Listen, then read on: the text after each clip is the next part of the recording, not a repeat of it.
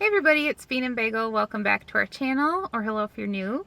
We are a married couple from the Midwest. I'm from Minnesota and Greg is from Michigan. And we post food reviews typically 1 to 2 times a week, so thanks for joining us. Today we wanted to talk with you about a couple things that we love to make when we're camping. So recently we went camping up north. We took our dog Lincoln with us and we just had a lot of fun hiking around, seeing some beautiful scenery and just enjoying time with each other and great outdoors. So I would say we're both fairly outdoorsy people. So we enjoy camping probably a good couple times a year if we can. And we just thought that we would share a couple of our favorite things to make when we're out camping.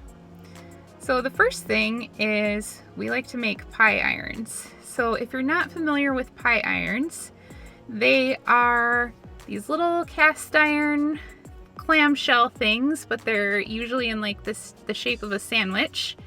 And you can basically make super good like grilled cheese type things or like toasted sandwiches, whatever kind of ingredients. Just with bread. You can also use like pie dough and pie filling and make like campfire pies that way. I guess that's where they got the name from. But they're really good if you haven't had them. So in order to make pie irons, you will first have to have a campfire, obviously. You need a heat source. And then you will want to preheat the pie irons and get them nice and toasty before you start with your ingredients. You also want to make sure that they are greased or buttered on the actual iron. It'll just help prevent sticking, even though you're going to be buttering your bread later. It's just good to kind of have that baseline so they'll be more non-stick. And yeah, after that, you'll have your pieces of bread, you'll butter them, and you'll be ready to go with whatever kind of fillings you need. So now that you know how to use a pie iron, I'm going to talk about the things that we made in our pie iron, and we made 3 versions of grilled cheese basically. But these grilled cheese are not your typical grilled cheese. Normally when I go camping, I like to make grilled cheese with sharp cheddar and apple pie filling, and it's awesome if you've never had it. But this time, unfortunately, someone forgot to buy the pie filling for this trip, and we didn't realize it until the day we were leaving. And when we stopped, the store that we stopped at didn't have it in stock, and we didn't want to waste a lot of time stopping at a bunch of stores looking for it. So I got the idea of using sweetened applesauce instead of apple pie filling because that's what was available to us. Also, since there was a Minnesota-Michigan misunderstanding, Hope thought we were slicing up apples, and I am used to the apples that are already in pie filling, so we used sliced apples instead of the slices that would come in pie filling. So we ended up with applesauce, apple slices, sharp cheddar, and bread, which is a grilled cheese. So that was the first version that we made. That's what you would call the baseline, I guess. And the applesauce actually turned out to be a lot better than the pie filling because the pie filling always boils your mouth and burns it.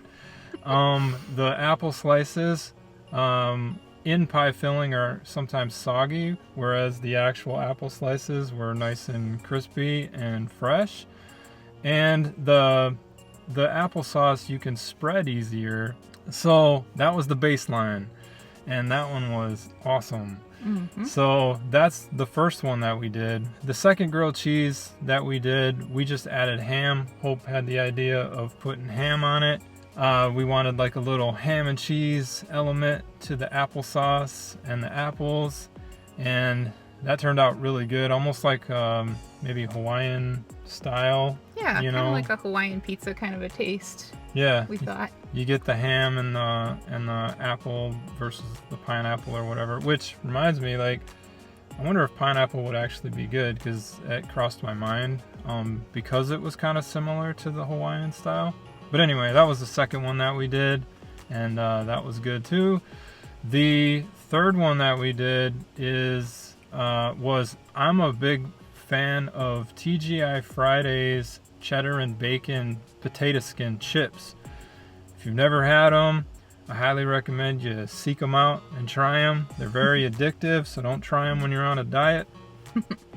But I was putting the potato skins on with the other ingredients that I already talked about, minus the ham. You could probably do it with ham too. We didn't try that, but minus the ham, put that on there. Thought it would give it a bacon and kind of a crispy element to it, and that turned out to be pretty good too. It also added a little more salt with the sweet, which was good. So those are the three that we made and wanted to share with you that we thought turned out really well, and will probably be things that we will do going forward. One thing I would add is when you are making them, depending on how hot your fire is, you will have to keep in mind, like if your fire is extremely hot, you might only need to like do each side for like a minute. If your fire is not as hot, you might, do like 3 to 5 minutes a side. It all depends on the heat that you're using. You just want to make sure you're checking it and making sure that it's not going to burn, obviously, in the fire. And also give it a little time too. Like Hope was saying, that when you butter it, it helps it not stick, helps the bread not stick to the pie iron. But sometimes initially it will still stick. So even if you're checking it, like it has to cook long enough for it to kind of release from the pie iron also. So don't get like worried there if it does initially, if you're checking it early or something. Just give it a little time. So you're just looking for like that kind of golden brown, kind of like if you made toast at home kind of look, to know when it's done, and or however you prefer it. So those are the three that we made, and highly recommend. Out of the ones that we made, my favorite was the first one, the sharp cheddar with the apple and applesauce. I just thought that the ingredients really shined more when it was more simple, and just the flavor of the cheddar with the apple is really good. If you've never had that before, it is a unique flavor combination that is really good in a grilled cheese. There's even apple pie recipes out there that have cheddar in it. So if you've never had it, check it out. But that first one was my fave. I agree. I think that original one with just the applesauce and the slices and the sharp cheddar was my favorite also. I also think it's probably going to replace what I used to do in the past with the pie filling. I like the pie filling though because it was easier to pack. It was just like all you got to do is bring a can, you smear it on, the sliced apples are already in there. Don't have to worry about bringing an apple and whether it's going to stay fresh and all the other stuff that you would have to do with applesauce, which I don't know if there's a lot of stuff you have to do with applesauce, but it was just nice to have it in a can, and you're just on your way. So it was kind of like that bachelor style, I guess. But flavor wise, the applesauce and the sliced apples, man, it sets it apart from the pie filling version. So it was my favorite out of the three too. Now that we've talked about our favorite dinner, we wanted to share with you our favorite camping dessert, which is s'mores, but it's a slightly elevated version because we use Reese's peanut butter cup instead of like a Hershey's candy bar.